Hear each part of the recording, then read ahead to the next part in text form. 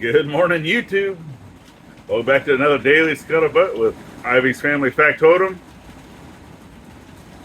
All right, here it is in the background. We got a severe thunderstorm heading over our way. What do you think about it, Willow? What do you think about it? She didn't like it too much, neither did the kids. So, especially having, a child with autism, being autistic, she does not like lightning and thunder as it is, and she definitely does not like rain. Like, she's the type of kid that will not go and play out in the rain because she does not like it at all. So, trying to get her to go out, right? First, her sister goes out. Her sister's supposed to help her down the stairs to go out to the Jeep. Obviously, her sister goes outside and then boom, bolts.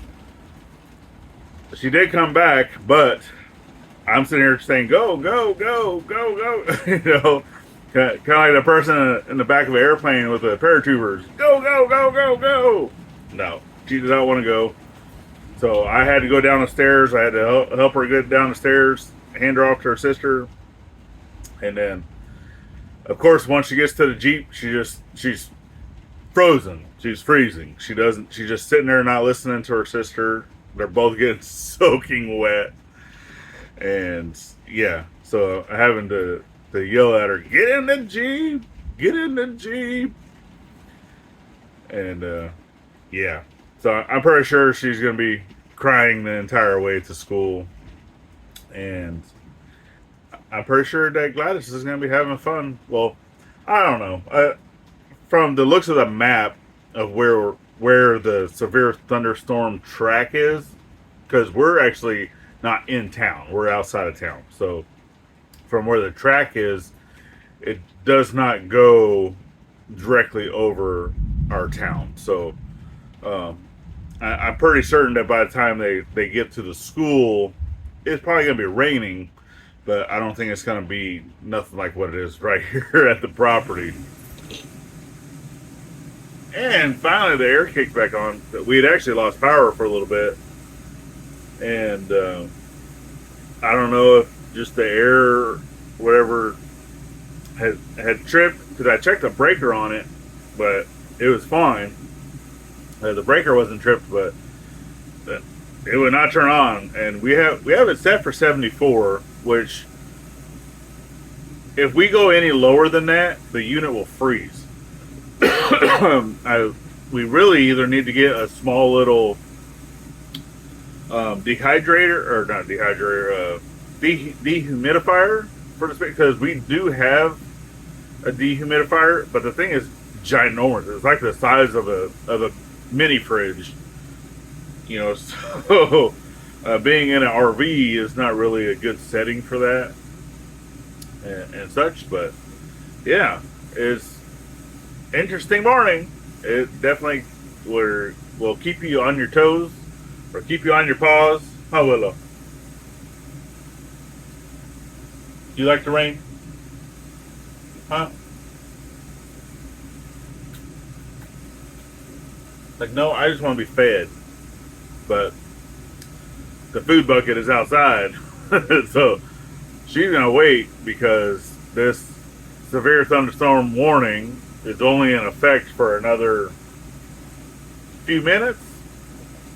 We'll see because there's even a possibility of hail, and I don't know. I didn't hear any, but it was some pretty big old fat drops of rain and super cold. So, yeah, that one was close.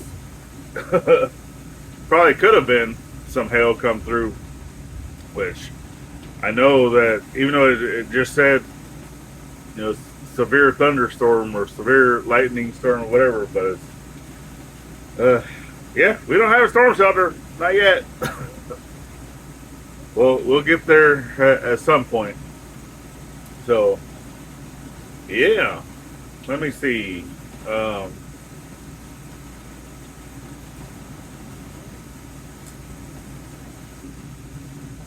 The I don't man, our signal is like dead gone. Trying to say, I forgot what I was going to work on today. Well, I was going to get some materials prepped for the shed, because I can either do that or I really need to get the bridge finished as well. Because it'd be nice if the bridge could be finished for tomorrow. That way, folks can park over on the other side and then just walk over. Obviously, come up here, drop off anything that needs to be dropped off. But if we get a lot of rain, obviously we have grass, so it's not going to be like a muddy mess or anything. But it will be soggy more down like where people would park. So they'd have to stay up more closer to the driveway, just drop stuff off food-wise, and then go back to the other side park. And if we had a lot of rain, not gonna be able to drive or walk through the creek anymore. But it's gonna take a lot of rain to fill that creek back up, because it was not flowing, and it's gonna take just to be able to fill it, so that the area, I don't, you guys probably have seen it, especially if you watch the videos from the main channel. The little part where we have concrete culverts going underneath the driveway, it has a little pond area where the water is coming out of that culvert, and that normally whenever the water is flowing, that water is over 5 foot deep. So, and right now there's a concrete culvert that sits in the middle of it because it broke off from the section. So it's the sections of that have broken off into that little pond area, and that thing is halfway exposed. So normally you can't even see it, and it's one of the big 3 or 4 foot culverts. And then it has on the far side a big thing of rocks that it has to go up and over, and that's why that concrete culvert will be under the water, quite a ways before the water even gets to the point that it's going to start flowing down the creek. And I've seen that to where it is, and to be able to get up and over the bank to go over like close to where Mom and Dad's cabin is, that water would have to raise up even an additional 2.5 feet before it even gets over the bank. So it's quite a bit. I mean, we have to have like severe flooding type water before it gets up and over. But I know eventually down the road, we even plan on taking, really, Willow, either some concrete bags to make a wall, just doing like the dry stack of the concrete bags to make a wall, or actually building, some forms to have a little wall there. That way it would take even an additional another 1 foot to 2 foot of water to even come over that. So, because normally it's only going to be, maybe one rain season throughout the entire year that would come up, but their cabin's going to be up and off the ground anyway. So I'm not too, even with the worst flooding in this area in like over 100 years, because right, you always have that 100-year floodplain. So even the worst flood, which we just had last year, which was like the worst flood they'd had since the 80s, it would not have gotten into Mom and Dad's cabin where we were putting it. So I'm happy with that, even though they're close to the creek. It's a seasonal creek. It's not fed from anything else other than rain coming off the ridge. But all right. So I'm going to be waiting on this, and the dogs get to wait on this too because they haven't been fed yet. Lilu, she didn't even want to come inside. She went underneath the RV and then didn't want to come out because of the rain.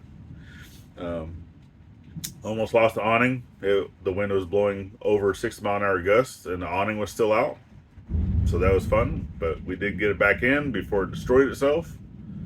Thankfully, The tent is still outside, but we got that staked down pretty good. At least, on the windward side.